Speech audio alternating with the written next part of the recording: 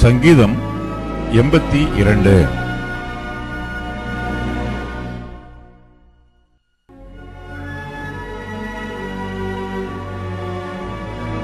ஆசாபின் சங்கீதம்.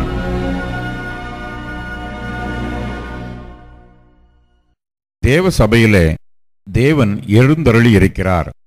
தேவர்களின் நடுவிலே அவர் நியாயம் விசாரிக்கிறார். எதுவரைக்கும் நீங்கள் அநியாய தீர்ப்பு செய்து துன்மார்க்கருக்கு முகத்தாட்சணியம் பண்ணுவீர்கள்? ஏழைக்கும் திக்கற்ற பிள்ளைக்கும் நியாயம் செய்து சிறுமைப்பட்டவனுக்கும் திக்கற்றவனுக்கும் நீதி செய்யுங்கள். பலவீனனையும் எளியவனையும் விடுவித்து துன்மார்க்கரின் கைக்கு அவர்களை தப்புவியுங்கள். அறியாமலும் உணராமலும் இருக்கிறார்கள், அந்தகாரத்திலே நடக்கிறார்கள். தேசத்தின் அஸ்திபாரங்களெல்லாம் அசைகிறது.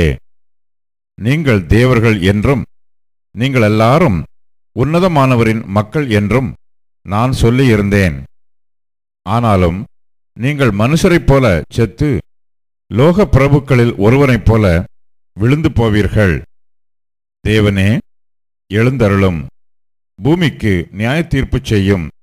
நீரே சகல ஜாதிகளையும் சுதந்திரமாக கொண்டிருப்பவர்.